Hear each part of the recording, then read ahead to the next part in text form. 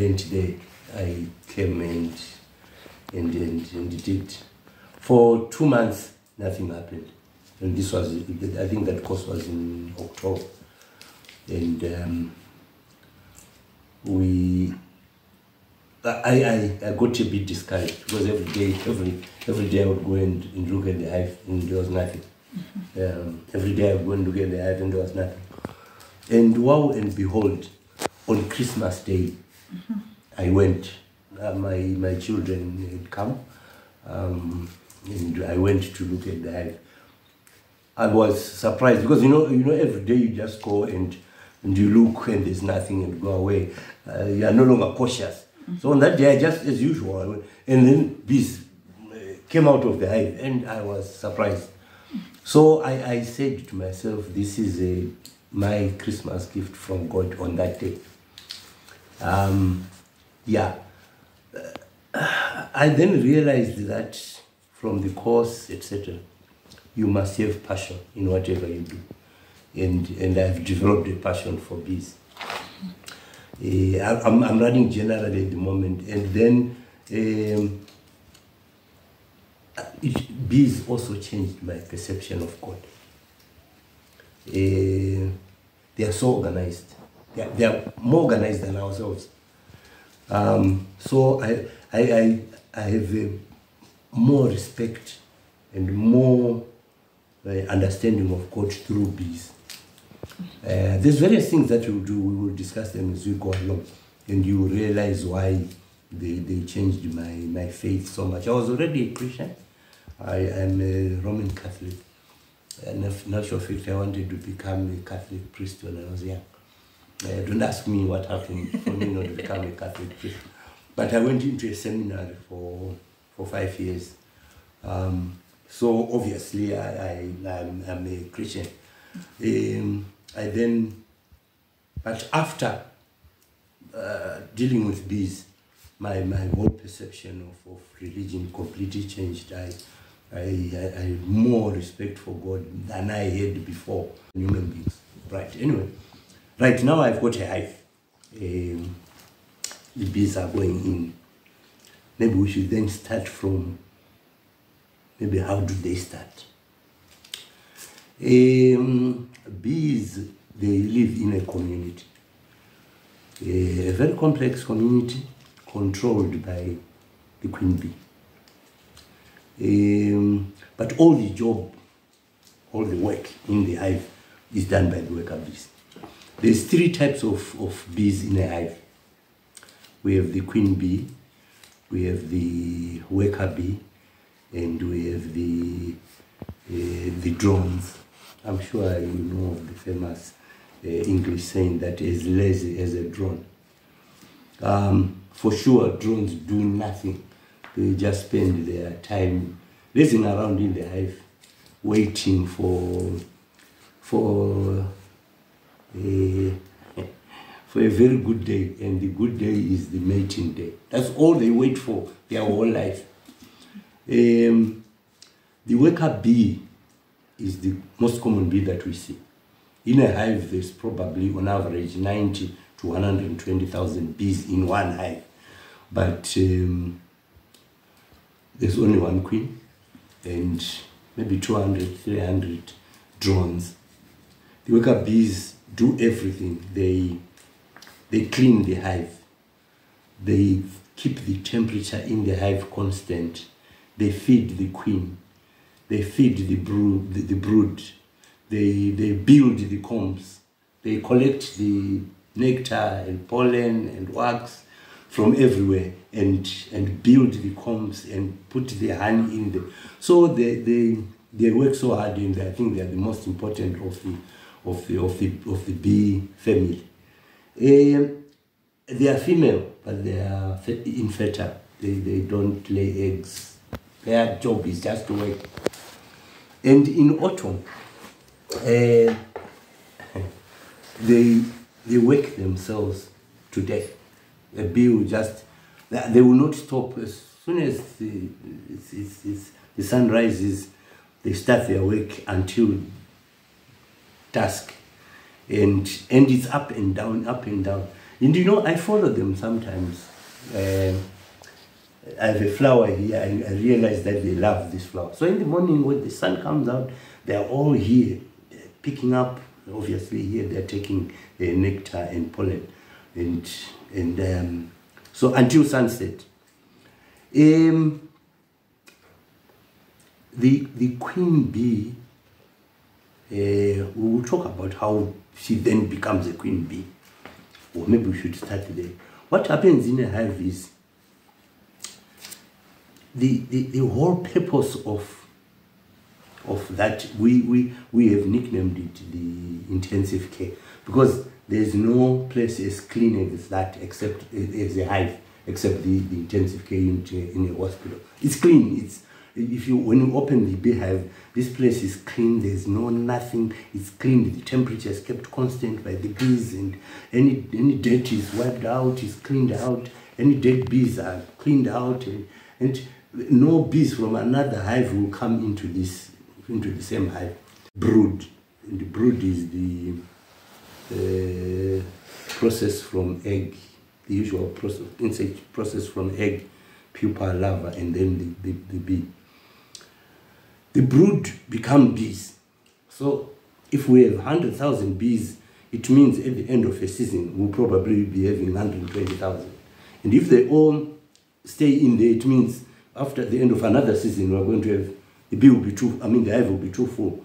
And because obviously heat and food and what may not be enough, the bees themselves select 2 or 3 of a cell. You know, on the comb, there's a cell, that little cell. They select 2 or 3 of them and feed the brood in there with what is called royal gel. This is the purest of honey. Those 3 or 4 cells are normally, it's unfortunate I don't have a comb with me today. I would have shown you. You know, on the comb, that particular comb for the queen bee is longer than the rest of the comb, because the rest of the comb is all nicely done, etc. And can you believe it that all those cells, you have seen a big comb before, all those cells are the same size to the millimeter, but they are made by 120,000 bees, but they all make them to the millimeter.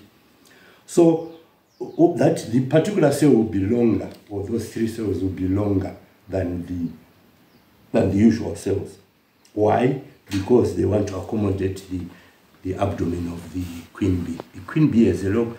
If I take 3 bees and put them here and ask you which is the queen bee, you'll obviously be able to say this one, because she's got a longer abdomen and she's longer. She's different from the other 2. The male bee, the drone, he's stouter. He's got big eyes, bigger than the usual eyes. He's got short wings, because he doesn't need to fly anyway. He's got short wings and he's stout. So you can tell the difference between the 3 types of bees. So we were talking about the queen bee.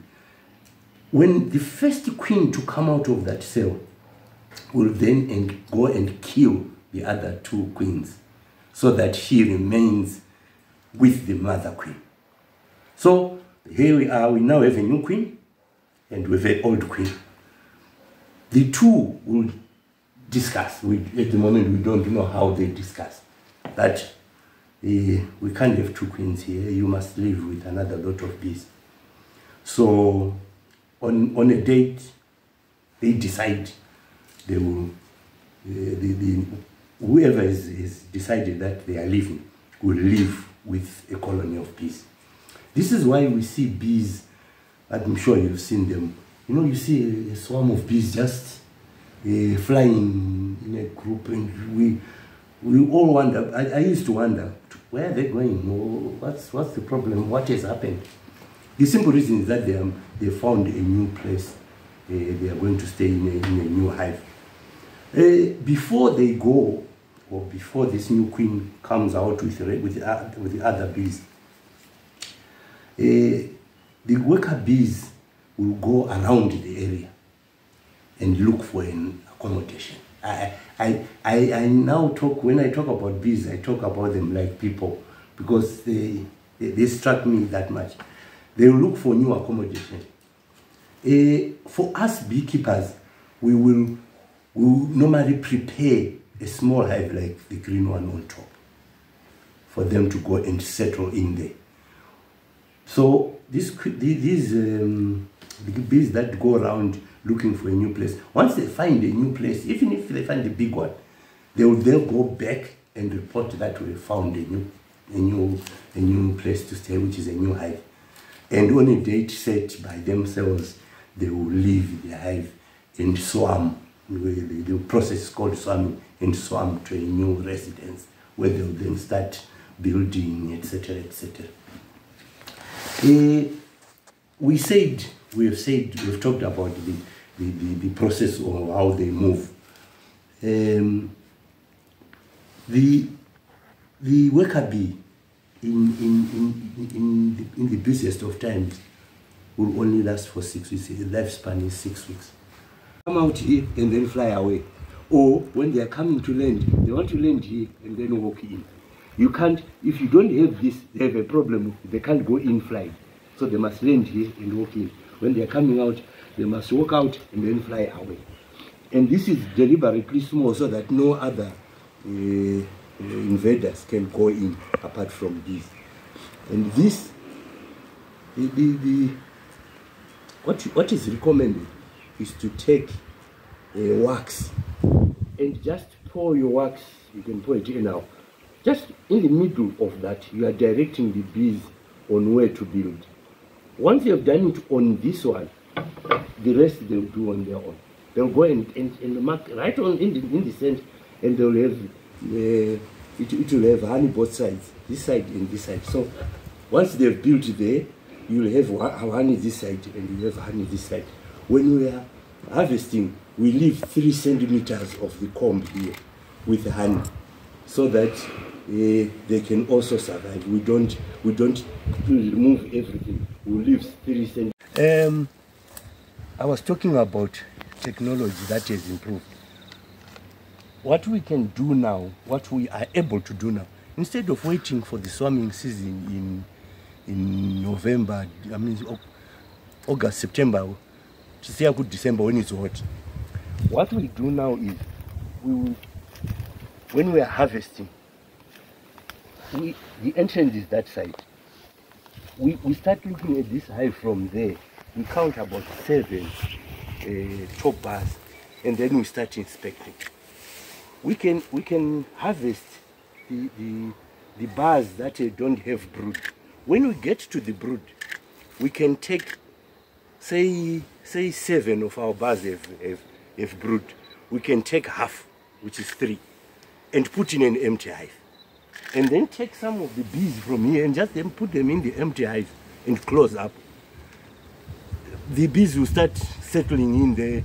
They will realize there's no queen and they'll make the queen. So that's faster than to wait for them to come and inspect and then find. So you can, in actual fact, you can now bring your hive, and we can, when we're harvesting, we can take brood from here and put in your hive and charge you, and you now have your own hive. You can go and develop it. So that's a quicker way of doing it. Which, in other words, of the 12 hives we have here, if I had enough money, I can double them to 24 at the next time.